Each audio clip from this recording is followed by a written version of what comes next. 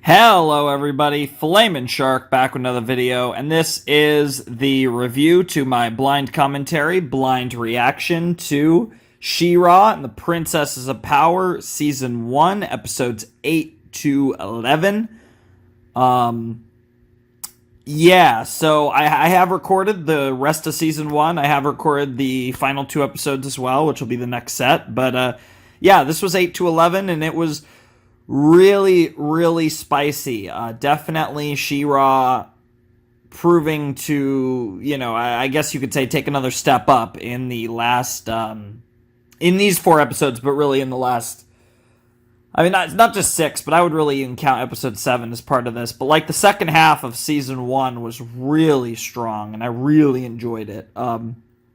It was a lot of fun, very good stuff, and I definitely am excited to see what comes of the rest of the series now that obviously with this set we're through 11, and personally for me currently having finished season 1 through a quarter of the show, I'm definitely looking forward to what the other 75% of the show has in store for us, because I'm definitely really into this series and I'm definitely really enjoying it.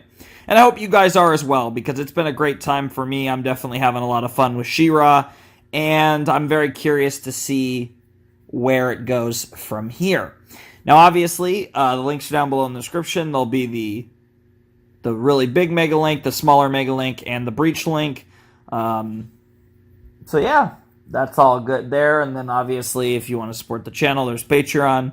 If you want to, there's the other links too, if you want to check those out. But yeah, all of those are down there for you if you want.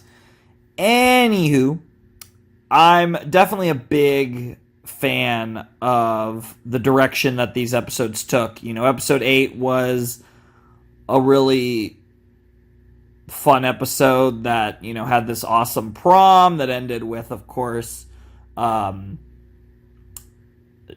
and Scorpia getting the best of the heroes and capturing Bow and Glimmer, which set up episode 9, where the princesses all teamed up to try and save them, and they did, but at the cost of Entrapta, and then they just gave up on her, which led to episode 10, when Entrapta turned heel, and all of this stuff, and just there were so many great things in these episodes that eventually led to episode 11, where we had our full, holy shit, great, psychological potato episode with Catra and Adora. That was probably the highlight episode of season 1, or I guess the show so far, I should say.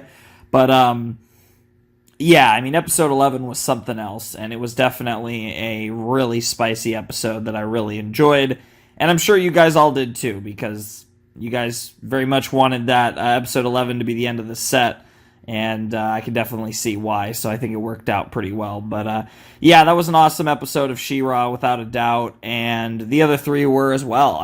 Like I said, this was definitely the best set so far. There was a lot of spicy stuff. It was the first time I did 4 episodes. I hadn't done a 4-episode set for She-Ra. They'd been all of them had either been 2 or 3, and the one after this is 2 as well. So it's the longest She-Ra video I've done, but not even just because we got through more episodes, because all of these episodes were so great. Even episode 10, which I felt like was a kind of in-between episode between episodes 9 and 11. Episode 10 was awesome, too. So, we just got so much good shit out of these episodes, and it was just great. It was absolutely fantastic. I love these episodes. And I'm really excited to see what comes of the rest of the season, because the series.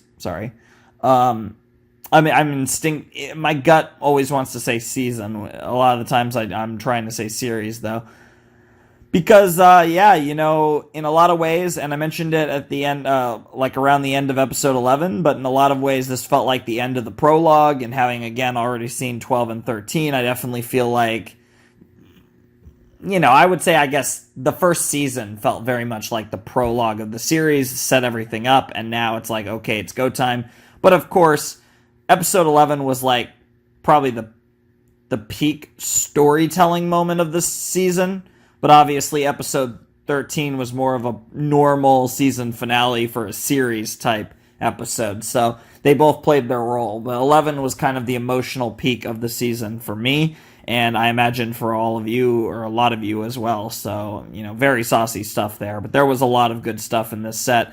And I'm definitely excited to see where they go with the rest of the series, because they've really done a good job of setting up the story, both from a narrative perspective, especially when it comes to character interactions and, just the character work in the series, because obviously this show is heavily driven by character work. And character work is so important in these type of shows, especially these Westerns that are a bit, I don't want to say kid-friendly, because I don't want to call them a kid show, because I don't want to necessarily underestimate this series, but, a more, like, I don't want to even say family-friendly, but a more, like, kind of for-everyone type show. Certainly a lot of those on the Western side, especially, have their certain kind of norms that they follow, and She-Ra already has shown me that it's not following a lot of norms, so I don't want to pigeonhole it into anything based on, like, general cliches of certain series like it. But I think for shows like this, and this really is relevant to any series, period, regardless of whether it's animated or this type of show, but character interactions and characters in general are arguably the most important thing of a story. I could argue that characters are more important than plot in many cases, and a focus and a true, like, potato for your characters really can be the driving force in what makes a show great, even more so than an actual amazing story, because obviously it has to do with the character story, and obviously character and plot are very hand in hand, they're very linked, so usually if you're good one, you're good the other, but you guys get what I'm saying. That's such an important part of a story, and it seems like this show really has done a fantastic job with building their characters, and after one season, I'm incredibly into the characters and very much invested in what happens to the characters through the rest of the series. So in that sense, She-Ra has done a fantastic job.